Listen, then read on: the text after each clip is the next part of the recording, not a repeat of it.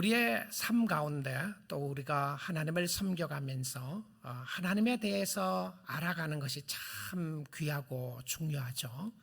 하나님을 알아가는 것 중에 하나가 하나님의 사랑입니다. 하나님은 자신이 어떤 분이신지를 계시하시고 보여주시면서 우리에게 들려주고 싶은 이야기 중에 하나가 하나님의 사랑에 관한 이야기입니다. 사랑이라고 하면 일반적으로 우리가 몇 가지를 생각해 볼 수 있는데요. 에로스라고 하는 남녀 간의 이성적인 사랑이 있고, 스토르케라고 하는 부모 자식 간의 혈육 간의 사랑이 있고요. 필레오라고 하는 형제 간의 사랑이 있습니다. 그리고 아가페라고 하는 하나님의 사랑이 있게 되는데요. 아가페 사랑은 하나님의 희생적이고 절대적인 주권적인 사랑이었습니다. 우리에게는 아가페라고 하는 사랑이 없죠. 그런 사랑을, 하나님의 사랑을 덧입기까지는 우리는 그 사랑을 가질 수가 없게 됩니다. 우리가 이런 모습을 생각해 보게 되면 참 우리가 하나님을 잘 모르고 있다 생각을 합니다. 개념적으로는 하나님을 알고 있을지 몰라도 실질적인 하나님을 잘 모르기 때문에 하나님에 대하여 불순종하고 마음대로 살아가고 하나님께 대항하고 살아가면서 하나님 앞에 따집니다. 그리고 억울하다고 합니다. 하나님보다 내가 잘났다고 생각을 하고 하나님의 결정을 따를 수 없다고 이야기합니다. 그 결정이 아니라 내가 내 마음대로 살고 싶어하는 역사들을 보게 되는데, 그것이 왜 그러느냐 하면 바로 우리의 마음속에 있는 죄성 때문에 그런 것이죠. 그럼에도 불구하고 오늘 이 아침 시간에 다시 한번 하나님 앞에 나아갈 수 있게 되는 것은 또한 하나님의 사랑 때문에 그렇습니다. 신약 성경의 아가페적인 사랑은 구약 성경으로 헤세드라고 하는 사랑을 이야기하는데요. 구약 성경에서 이 사랑의 표현을, 헤세드의 표현을 한 250번 이상 사용하게 됩니다. 그래서 오늘 시편 130편을 통해서 헤세드, 하나님의 사랑에 대한 이야기를 한번 보기 원합니다. 먼저 시편 103편 8절부터 18절 말씀 한번 읽어보도록 하겠습니다. 여호와는 긍휼이 많으시고 은혜로우시며 노하기를 더디하시고 인자하심이 풍부하시도다. 자주 경책하지 아니하시며 노를 영원히 품지 아니하시리로다. 우리의 죄를 따라 우리를 처벌하시지는 아니하시며 우리의 죄악을 따라 우리에게 그대로 갚지는 아니하셨으니 이는 하늘이 땅에서 높음같이 그를 경외하는 자에게 그의 인자하심이 크심이로다. 동이 서에서 먼 것 같이 우리의 죄가를 우리에게서 멀리 옮기셨으며 아버지가 자식을 긍휼히 여김같이 여호와께서는 자기를 경외하는 자를 긍휼히 여기시나니 이는 그가 우리의 체질을 아시며 우리가 단지 먼지 뿐임을 기억하심이로다. 인생은 그날이 풀과 같으며 그 영화가 들의 꽃과 같도다. 그것은 바람이 지나가면 없어지나니 그 있던 자리도 다시 알지 못하거니와 여호와의 인자하심은 자기를 경외하는 자에게 영원부터 영원까지 이르며 그의 공의는 자손의 자손에게 이르리니 곧 그의 언약을 지키고 그의 법도를 기억하며 행하는 자에게로다. 아멘. 하나님의 말씀이었습니다. 이 히브리어의 헤세드라고 하는 이 단어는요, 개역개정 성경에서는 이 헤세드를 주로 인자 혹은 은혜라고 번역을 했는데, 그럼 사랑이라고 번역을 하지 않고 왜 인자라고 번역을 했을까요? 이 단어의 특수성 때문에 강조하고 싶었던 것이 있었던 것 같습니다. 왜냐하면 이 사랑은 하나님이 사랑이시라고 할 때 일반적인 사랑과 구분하고 싶었던 모습이 있었던 것 같습니다. 그래서 이 사랑은, 이 인자라고 하는 단어는 언약에 기초한 사랑입니다. 이 언약에 기초한 사랑이라고 하는 것은 무엇이었냐면 약속에 의한 사랑이라는 것이죠. 값없이 주어지는 하나님의 선물의 의미로 사용되었습니다. 여러분, 하나님의 신실하심을 이야기할 때 근거는 끝까지 약속을 지키시는 하나님으로 이야기를 하고 있죠. 하나님의 약속에 근거를 하여 사랑하시는 하나님의 사랑이 바로 헤세드의 사랑입니다. 그러니까 우리가 하나님의 자녀이면 잘못했다고 해서 우리를 버리지 않으신다는 거죠. 채찍을 들어서라도 잘못을 깨닫게 하시고 그 채찍은 심판의 채찍이 아니라 바로 사랑의 매라고 하는 것을 알게 됩니다. 그래서 중요한 것이 무엇이었냐면 하나님의 자녀로 태어났느냐, 우리의 마음속에 또 우리가 영적으로 거듭났느냐를 중요하게 생각을 합니다. 그러면 영적으로 거듭난 하나님의 자녀라고 하면 헤세드의 인자의 사랑을 받고 있다는 사실입니다. 구약 성경에서 이 인자한 하나님의 사랑, 헤세드의 사랑을 이야기하는 곳이 여러 군데가 나오는데요. 특별히 오늘 이 아침 시간에 한 두 군데만 좀 살펴보기를 원합니다. 첫 번째 나오는 것이 룻기서인데요. 룻기 2장 20절에 이런 말씀이 있습니다. 나오미가 자기 며느리에게 이르되 그가 여호와로부터 복받기를 원하노라. 여기 그가 누구냐면 보아스입니다. 그리고 며느리 되는 룻이 하나님으로부터 그로 통하여 복받기를 원하노라. 그가 살아있는 자와 죽은 자에게 은혜 베풀기를 그치지 아니하도다 하고, 나오미가 또 그에게 이르되 그 사람은 우리와 가까우니 우리 기업을 물을 자 중에 하나이니라 하니라. 여기에 은혜 베풀기를 원한다고 하는 단어가 바로 헤세드라고 하는 단어입니다. 이 룻은 나오미로부터 사랑을 받을 수 있는 자격도 없는 부분들이 많이 있었고요. 또한 무엇보다도 보아스의 사랑을 받을 수 있는 부분들이 없음에도 불구하고 이 사랑을 이야기를 하면서 무엇과 연결시키느냐 하면 구속의 사랑과 연결시키고 있는 것이죠. 그래서 이것을 kinsman redeemer, 결과적으로는 그 기업을 통해서 내려오는 사랑을 이야기할 때에 그 사랑의 모습은 무엇이었냐면 죽기까지 사랑하는 하나님의 사랑이었습니다. 사랑하기 위하여 대가라도 지불하면서 사랑하는 표현이었는데요. 이것은 단순히 어떤 생각이나 감정보다는 행동에 의한 의지적인 결단의 사랑이었다는 것입니다. 그래서 룻기서의 아름다운 사랑 이야기는 하나님의 사랑에 관한 이야기였습니다. 하나님이 얼마나 한 백성을, 자기의 자녀를 사랑하시는가를 보여주시는 하나님의 사랑에 관한 이야기였던 것이죠. 그 다음에 이 헤세드의 사랑을 잘 표현해주고 있는 모습이 바로 다윗과 무비보셋에 관한 사랑입니다. 무비보셋은 누구냐면 다윗의 친구였고 가장 친한 친구였던 요나단의 아들이었습니다. 요나단이 누구였습니까? 사울 왕의 아들이었던 것이죠. 그런데 시간이 지나고 난 이후에 사울 왕과 또한 요나단이 전쟁에서 죽게 됩니다. 그리고 남아있었던 그의 아들 무비보셋이 5살이 되었을 때였는데요.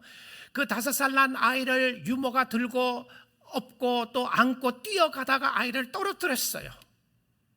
그리고 그 아이가 2발이 저는 절름발이가 되게 됩니다.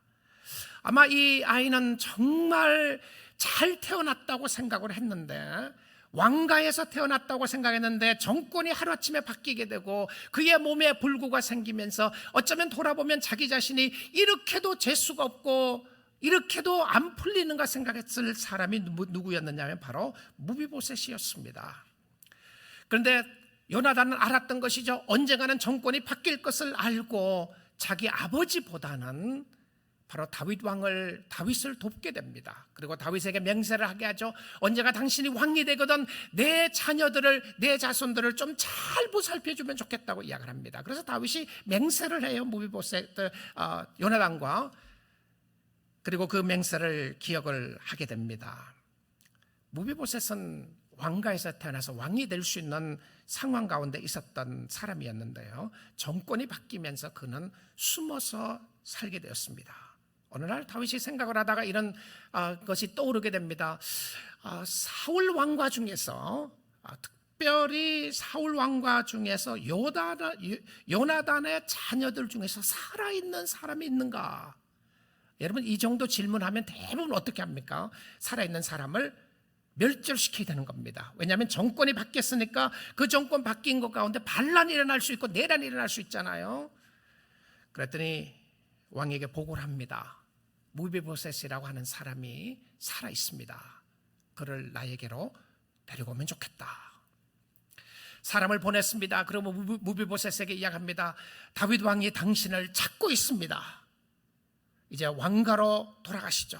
무비보셋은 옷을 갈아입고 왕가로 가게 됩니다. 그의 마음이 얼마나 두렵고 무섭고 떨었겠습니까? 왜 부르는지 알 수 없었어요. 두려움 가운데 떨고 있는 무비보셋의 앞에 있을 때 다윗은 이야기를 하죠. 무비보셋아, 두려워하지 말라, 걱정하지 마라, 이렇게 이야기를 해요. 자, 그 말씀이 사무엘하 9장 7절 8절 나오는 하나님의 말씀인데요. 다윗이 그에게 이르되 무서워하지 말라, 내가 반드시 내 아버지 요나단으로 말미암아 내게 은총을 베풀리라. 여기 나오는 은총이라는 단어가 또 헤세드라고 하는 단어입니다. 자, 인자라고 표현하기도 하고 은혜라고 표현하기도 하고 사랑이라고 표현하는 모습 속에 나타나는 사실은 사랑의 모습인데요.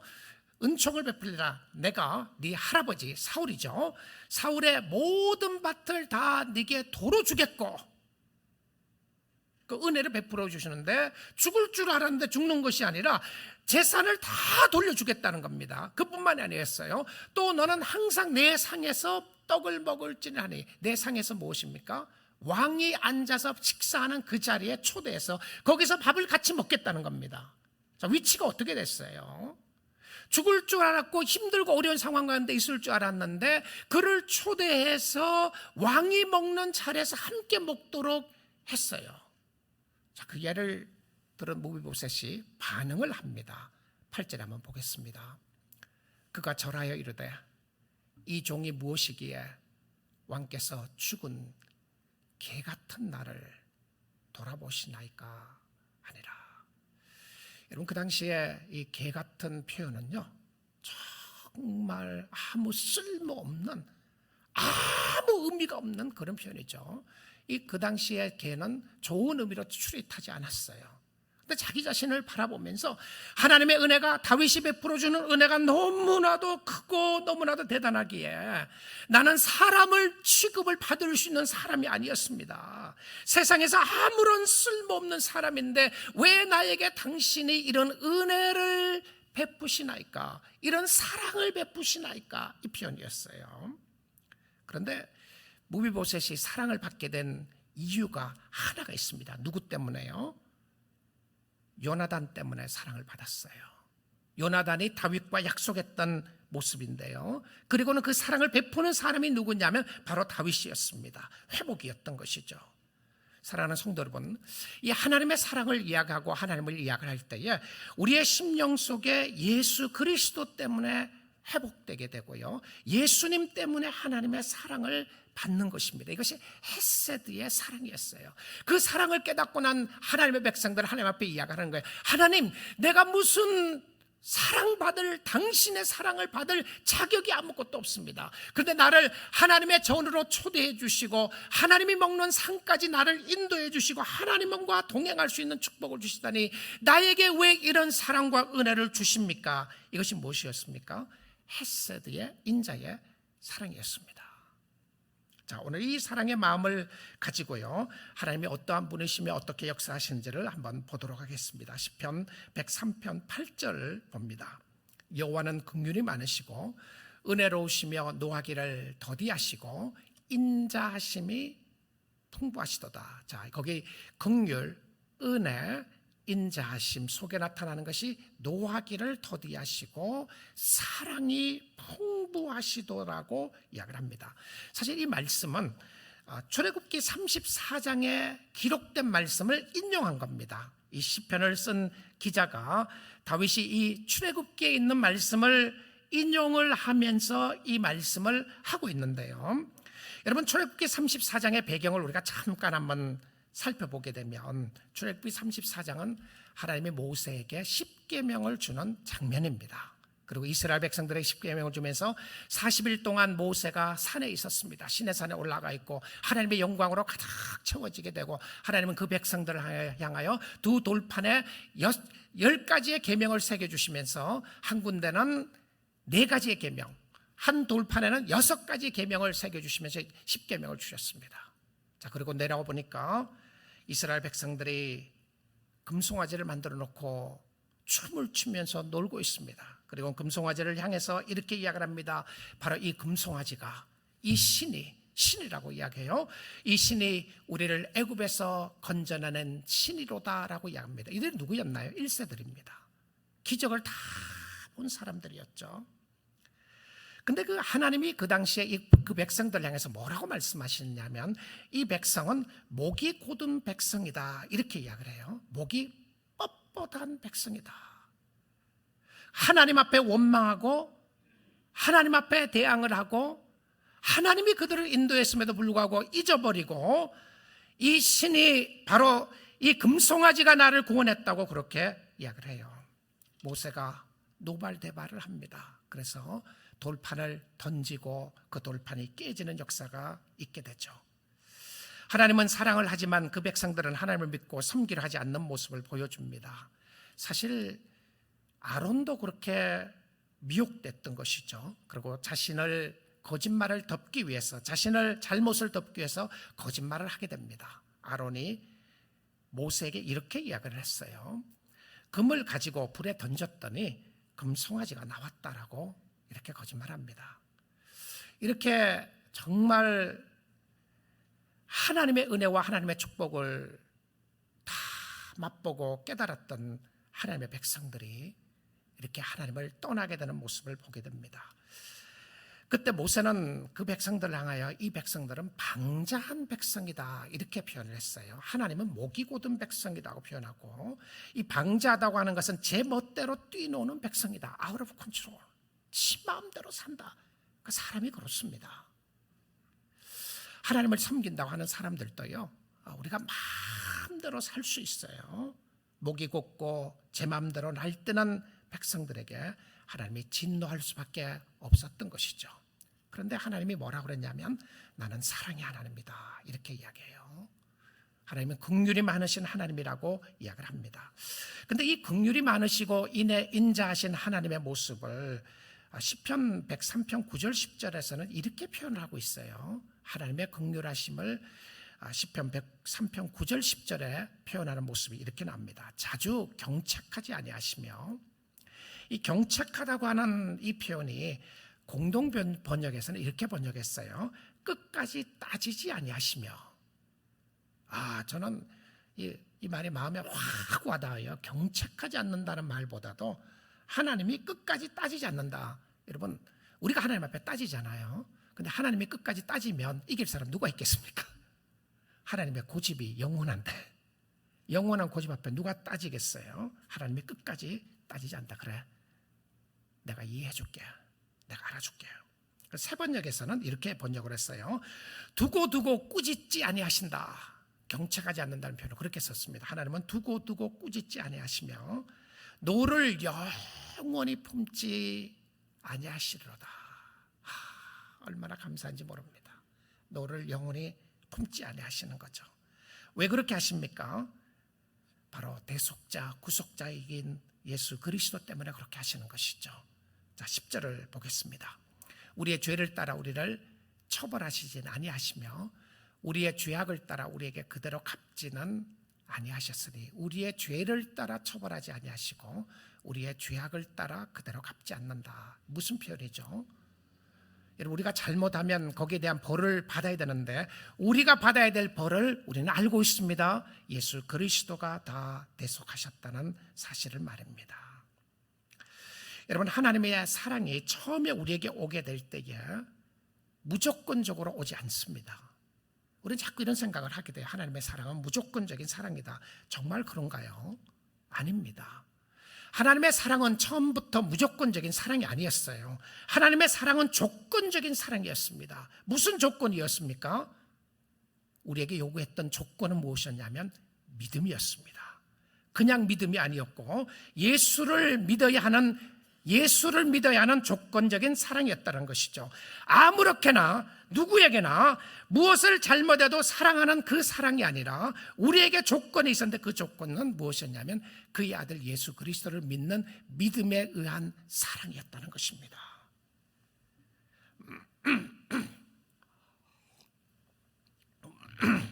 그 믿음에 의한 사랑이 바로 대가를 지불한 사랑이었던 것이죠. 아들을 주시기까지 사랑하는 사랑이었습니다. 사랑하는 성도 여러분, 여러분이 예수를 믿지 않고 예수님이 원하지 않는 방법대로 죄를 지으면서 마음대로 사는데 나는 하나님의 사랑을 받을 수 있는 무조건적인 사랑을 받고 있다. 혹시 그렇게 생각하는 분이 계시다면 그렇지 않아요. 성경은 하나님을 떠나서 예수 그리스도를 떠나서 우리가 하나님의 사랑을 말할 수가 없습니다. 예수 안에 있는 자들을 사랑하시는데요, 예수를 믿지 않고 하나님의 사랑을 받을 수가 없고 예수와 상관없이 살면서 하나님은 무조건적으로 우리를 사랑할 수 없습니다. 그 사랑은 예수 그리스도 때문에 죄를 용서해 주시는 하나님의 사랑이기 때문에 그렇다는 사실입니다. 오늘 이 말씀을 듣고 있는 사랑하는 성도님들을, 여러분들을 초대합니다. 하나님께로 초대해요. 예수 그리스도께로 초대합니다. 여러분이 하나님의 자녀라고 하면 우리가 어떤 죄를 지었다고 할지라도 하나님의 사랑 안에 있게 되는 줄 믿습니다. 하나님을 멀리하지 마시고 하나님 앞에 가까이 올 수 있기를 원합니다. 우리가 하나님 앞에 가까이 나가는 근거가 무엇이었냐면 우리의 죄를 사해 주시는 하나님의 은혜와 사랑 때문에 그러신 거죠. 시편 103편 12절을 보겠습니다. 동이 서에서 먼 것 같이 우리의 죄과를 우리에게서 멀리 옮기셨으며 동과 서는 절대 만나지 않습니다. 하나님이 한번 여러분을 사랑하시겠다고 작정하신 하나님은 여러분의 죄악의 모든 죄를, 어떤 죄라고 할지라도 동이 서에서 먼 것 같이 우리의 죄를 다 옮겨주셨다고 하셨어요. 자, 이 표현은 우리가 죄를 짓지 않는다는 표현이 아니고요, 우리가 지은 죄로 말미암아 형벌이 없다고 하는 표현입니다. 왜 그렇죠? 그리스도가 우리의 모든 형벌을 담당하셨기 때문에 하나님께서 우리에게 남겨주신, 그리스도 안에 있는 하나님의 자녀에게 남겨주신 것은 무엇이었냐면 사랑밖에 없습니다. 여러분, 이런 은혜, 이런 사랑이 어디에 있습니까? 이 사랑은 무조건적인 사랑이죠. 하나님의 자녀들에게 향한 하나님의 사랑은 무조건적인 사랑이었습니다. 하나님이 여러분에게 남겨두신 것은 진노나 채찍이 아니라 전적인 하나님의 사랑을 남겨두신 것은 더 이상 우리의 심령 가운데 죄가를 다 옮겨주셨고 우리를 완벽하게 구원해 주신 하나님의 사랑과 은혜 때문에 그렇다는 사실입니다. 그런데요, 우리가 이 말씀을 통해서 좀 보고 깨달아야 할 부분이 있습니다. 이 인자하신 하나님의 사랑은 누구에게 임하는가 하는 부분을 좀 살펴보기 원해요. 자, 이렇게 한번 생각해 보면 좋겠습니다. 여러분, 예수 그리스도를 믿었던 그 순간에 깨닫고 받았던 사랑과 은혜가 있을 겁니다. 물론 예수 믿지 않는 사람들에게는 그 사랑을 받기를 원하고요, 여러분을 초대합니다. 그 하나님의 크신 사랑 가운데로 나오기를요. 자, 그런데 하나님의 사랑은 누구에게 임하는가? 누구에게 임하는 것 같으세요? 어떤 경우에는 그 크신 하나님의 사랑을 받았는데 깨닫지 못하고 살 때가 많이 있어요. 언젠가 20년 전에 30년 전에 하나님의 사랑을 깨달았는데, 자, 간증을 들어보면 어떤 모멘트가 있어요. 그 하나님의 은혜와 사랑을 깨달았던 모멘트가 있는데 지금은 어떠시나요? 지금도 그 사랑과 은혜가 있게 살아가시나요? 아니면 하나의 모멘트로 끝나는 것인가를 물어보고 싶은 것입니다. 하나님의 사랑은 누구에게 있다고요? 모든 사람에게? 하나님의 사랑은 죄인들에게? 그렇습니다. 그런데 우리가 말씀을 통하여 확인해야 할 부분이 있습니다. 이 하나님의 사랑을 받기를 원하시나요? 사랑을 확인하며 살기를 원합니까? 그럼 아무것도 하지 않고 그냥 마음대로 사는데도 불구하고 하나님이 무조건적으로 사랑하시나요? 자, 이 말씀을 결혼의 관계에서 한번 생각해 보기 원합니다. 결혼 전에 부부가 큰 사랑을 확인했어요. 저 남자라고 하면 내가 평생을 함께 살 수 있을 것 같다. 저 여자라고 하면 내가 평생 내 삶을 바쳐서 함께 살 수 있을 거라고 생각을 하고 사랑을 받고 사랑을 하고 사랑을 해서 결혼을 했습니다. 분명히 사랑이었습니다. 그런데 그 결혼할 때에 느꼈던 사랑으로 우리는 부부관계를 지속적으로 해나갈 수가 없습니다. 그렇지 않아요? 한번 20년, 30년 전에 느꼈던 그 사랑으로 부부관계가 잘 유지할 수 있다고 생각하는 사람은 없습니다. 왜냐하면 우리는 확인하고 사랑을 하면서 살아가야 한다는 것입니다. 서로 헌신하면서 사랑해야 되는 것이죠. 결혼하기 전에 사랑한다는 말을 한 번 했기 때문에 혹시 여러분 그런 분 안 계시겠죠? 지금 와서 사랑한다는 말 안 하고 사시는 분 말입니다.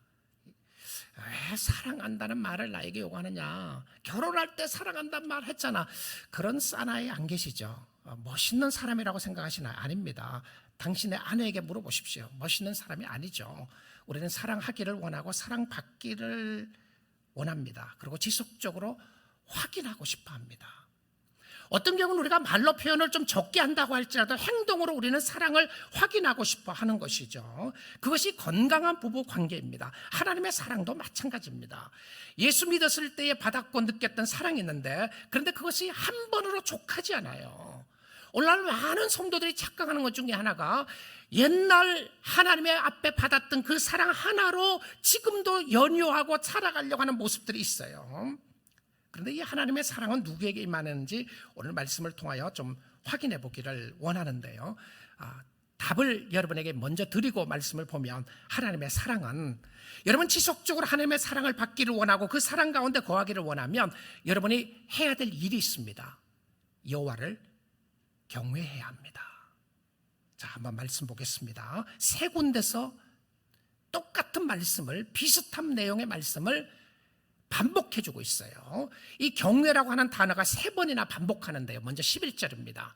이는 하늘이 땅에서 높음 같이, 하늘이 땅에서 높음 같이 그를 경외하는 자에게 그의 인자하심이 크심이로다. 하늘이 땅에서 높음 같이 하나님을 경외하는 자에게 그의 사랑이 그만큼 크다고 하는 표현입니다. 하나님의 사랑이 얼마나 크다고요? 얼마나 크시다고요? 여러분의 품에 담고 있는, 여러분의 품 안에 소유하고 있는 그 하나님의 사랑이, 그것이 전부가 아니에요. 그 크신 하나님의 사랑을 이야기하면서 하늘과 땅이 높음 같이 하나님의 사랑은 그를 경외하는 자에게 나타난다라고 이야기를 합니다. 여러분, 우리는 하나님을 경외하기 때문에 하나님의 사랑을 받은 것이 아닙니다. 자, 다시 한번 확인합니다. 하나님이 먼저 우리를 사랑하셨습니다. 진리입니다. 하나님이 먼저 우리를 사랑하셨고, 우리가 아직 죄인 되었을 때 그리스도께서 우리를 사랑하셨습니다. 이 말은 우리가 하나님과 원수 되었을 때 하나님이 우리를 사랑하셨다는 것이죠. 하나님을 싫어했을 때 하나님이 우리를 사랑하셨어요.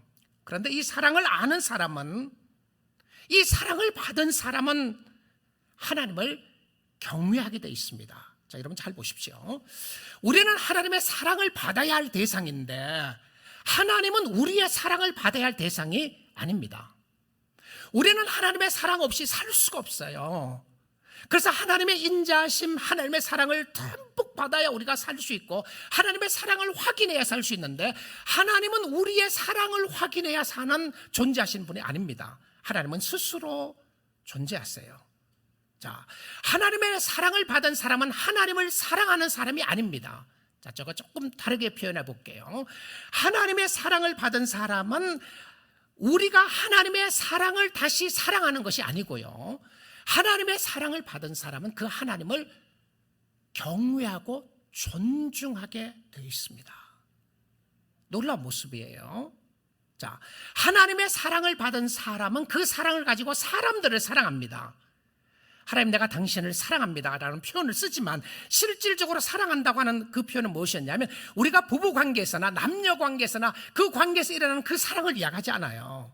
하나님은 우리와 같은 레벨에 있는 사람이 아닙니다. 신이 아니에요. 그래서 하나님은 우리의 사랑이 필요하지 않고, 하나님이 우리의 무엇을 필요로 하시냐면 경외하심과 존중하심을 필요로 하세요.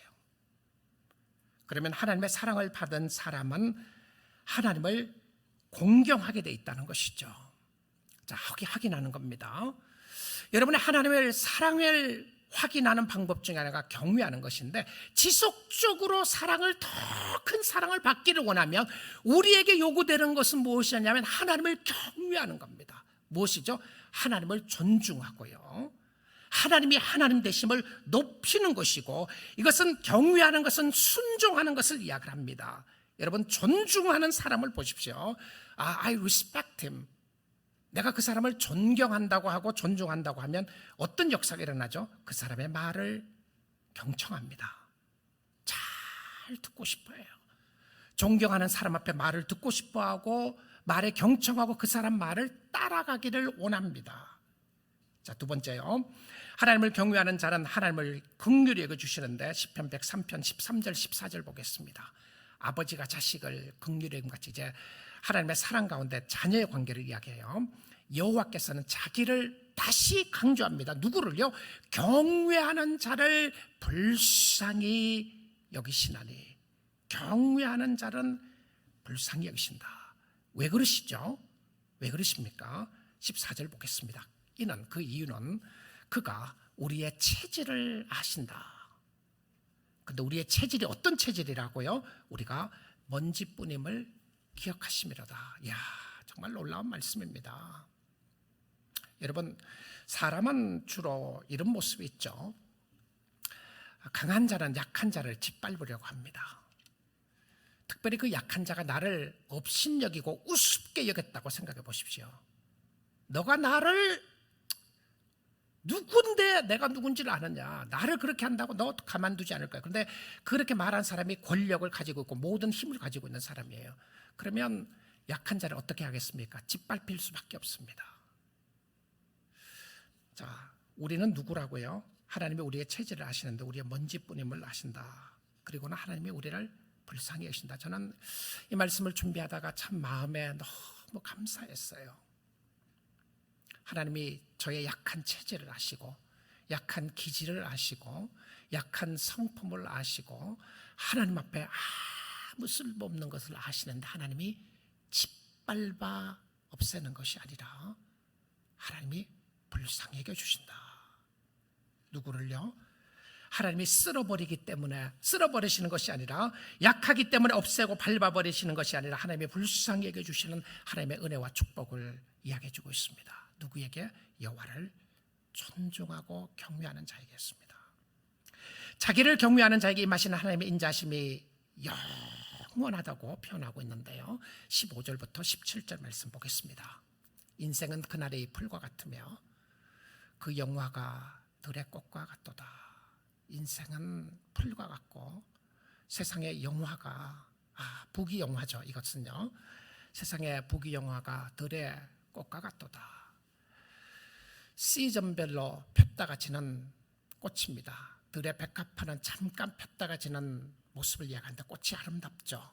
영화가 아름답습니다. 그런데 그 영화가 잠깐이라고 하는 표현을 쓰게 됩니다. 16절입니다.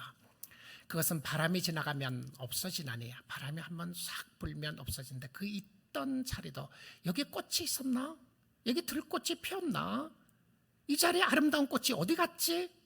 그 표현이죠. 있던 그 자리도 다시 알지 못하거니와. 우리 사랑하는 성도 여러분, 정말 이와 같은 때에 하나님을 경외하고 섬길 수 있다는 것이 얼마나 큰 축복인지 모릅니다. 주님 잘 경외하십시오. 주님의 사랑을 받은 사람은, 사랑하는 방법은 그냥 사랑하는 것이 아니라 하나님을 경외하는 겁니다. 존중하는 거예요. 하나님을 높은 위치에 주는데 17절 말씀 보겠습니다. 여호와의 인자심은, 같이 나오죠? 자기를 누구에게요? 경외하는 자에게. 중요한 부분입니다. 인자는 경외와 함께 갔어요. 경외하는 자에게 영원부터 영원까지 이르며 그의 공의는 자손의 자손에게 이르리니. 와, 하나님의 크시고 놀라우신 모습이, 하나님을 경외하고 하나님을 사랑하고 경외하는 자에게는 그 인자심이, 그 사랑이 영원부터 영원까지 이른다. 할렐루야. 하나님의 사랑을 붙잡고 있는 자들에게 영원토록 함께 하신 하나님의 역사를 보여줍니다. 여러분, 영생에 비하면 우리가 백년 동안 영화를 누리고 부귀영화를 누린다고 살다고 할지라도 영생이라는 데 비하면 우리는 그 100년은 점도 찍지 못합니다. 점을 찍어도 소용이 없는 것은 영원히 지나가는 시간 속에 지나가는 것이죠. 여러분, 사람들은 이야기합니다. 사랑이여 영원하리. 정말 우리가 이 땅에 사랑이 영원하던가요? 사랑한다는 사람을 통해서 배신당하게 되고, 또 그렇게 사랑한다고 하는 사람을 우리는 사랑하지 않는 경우들도 있습니다. 부부관계도 우리는 많은 경우에 확인하는 때가 있어요. 이 사람하고 결혼한 것이 잘난 것인가 잘한 것인가 생각할 때도 있잖아요. 사랑이 영원하던가요? 하나님의 사랑이 영원하지 세상의 사랑이 영원한 것이 아니었습니다. 이렇게 하나님을 사랑을 입은 백성들은 하나님을 경외하고 사는데 하나님을 우습게 생각하지 않아요. 여러분, 혹시 하나님을 우습게 생각하십니까? 하나님은 저 밑에 있으시나요? 여러분의 필요를 채워주신 하나님으로만 생각하십니까? 여러분 그 하나님이 제 밑에 있으면서 여러분이 시간이 있을 때만 하나님을 만나고 싶으시나요? 조금 시간을 냈던 것을 여러분이 그것이 대단한 헌신이라고 생각하십니까? 하나님 앞에요. 하나님 앞에 우쭐을 대고 있으시나요? 내가 당신을 섬기고 있잖아요. 당신은 왜 이런 걸 안 주시냐고 생각하고 있습니까? 하나님은 그런 하나님이 아니시라는 거죠. 하나님은 위대하신 하나님이시고 하나님은 크신 하나님이시며 그 하나님 앞에 인간은 아무것도 아님에도 불구하고 아무것도 아닌 인간을 사랑하셔서 이 땅에 오셔서 자기 자신을 자기의 아들을 주시기까지 사랑하신 하나님의 사랑을 덧입은 하나님의 백성들인데 우리가 어찌 이 땅을 살아가면서 여전히 죄악에 힘들고 어려운 상황 속에서 하나님을 무시하고 하나님을 원망하고 하나님 앞에 불평불만을 쏟아내면서 그 하나님을 믿지 않는다고 하는 나의 모습이 얼마나 추하고 더러운 모습인가를 우리는 보아야 합니다. 이사야 선지자가 이야기한 것처럼 나는 벌레와 같은 사람입니다. 나는 지렁이와 같은 사람이었습니다 라고 고백할 수밖에 없었던 것은 하나님 앞에 설 수 없는 자녀임에도 불구하고 하나님의 영화로 우리를 관씌워 주시고 너가 할 수 있는 것은 그 사랑을 입고 나를 경외하는 것이라고 이야기를 하시면서 하나님을 높이기를 원하시는 하나님의 모습을 우리는 볼 수가 있다는 사실입니다. 사랑하는 성도 여러분, 하나님을 높이십시오. 하나님을 높이십시오. 하나님을 경외하십시오. 하나님을 사랑하십시오. 하나님을 최고의 위치에 두시고 사십시오. 하나님을 이용하는 위치가 아니라 하나님을 섬기는 위치 가운데 서야 하는 것은 그 하나님의 인자하심과 사랑하심이 영원무궁하기 때문에 그렇습니다. 하나님은 그 사랑하는 자에게 이렇게 약속하십니다. 18절에 이렇게 말씀하고 있어요. 곧 그의 언약을 지키고 그의 법도를 기억하여 행하는 자에게로다. 누구에게요? 언약을 지키고 법을 기억하고 사랑하는 사람 속에 나타나는 모습인데 이것이 무엇입니까? 사랑과 은혜와 율법과 복음의 조화입니다. 하나님의 사랑을 받은 사람은 하나님의 언약을 지키게 돼 있고요. 하나님의 언약을 지키기 때문에 하나님의 사랑하는 것이 아니라 또한 하나님의 언약을 지킬 수밖에 없는 것은 하나님의 사랑 때문에 그러는데 여러분 사랑하는 사람들의 이야기를 들어주고 싶어 합니다. 그렇죠? 그리고 그 사랑하는 사람의 이야기를 들어주는 것을 기쁨으로 생각을 해요. 내가 당신과 함께 있으면서 당신에게 뭔가를 할 수 있다는 것이 얼마나 기쁜지 모르겠다 이렇게 생각을 해요. 그런데 이 시편 103편의 시작과 끝은 하나님을 송축하는 것이었습니다. 하나님의 이름을 높이는 것이었어요.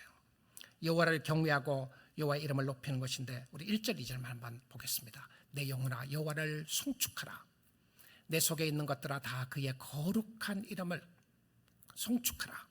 2절입니다. 내 영혼아 여호와를 송축하며 그 모든 은택을 잊지 말지어다. 하나님의 사랑을 확인하는 방법은 그를 경외하는 것이었고 그의 이름을 높이는 것이었습니다. 그의 은혜를 기억하는 것이었어요. 사랑하는 성도 여러분, 이렇게 하나님이 여러분을 사랑하십니다. 저를 사랑해요. 이렇게 여러분을 위하십니다. 그 사랑 안으로 들어오세요. 나는 할 수 없습니다. 나 같은 죄인을 살려주신 하나님의 은혜가 너무 크셔서 내가 하나님을 경외하겠습니다. 헌신하십시오. 그러면 하나님이 더 큰 사랑으로 여러분에게 채워주실 겁니다. 한번 결단했음에도 불구하고 수십 년이 지났는데도 아직도 하나님의 사랑에 대해서 의심하고 있으시나요? 하나님을 경외해 보세요. 하나님을 한번 높여보세요. 그러면 하나님의 사랑으로 듬뿍 채워주시는 은혜를 보게 될 것입니다. 하나님을 하나님으로 모시는 거죠. 언어를 통하여 경외하십시오. 행동으로 통하여 경외하십시오. 순종으로 통하여 경외하십시오. 그러면 하나님의 사랑으로 더욱더 채워주시는 그 은혜, 그 사랑에 감사하여 감격하여 주를 섬기는 역사가 있게 될 줄 믿습니다. 우리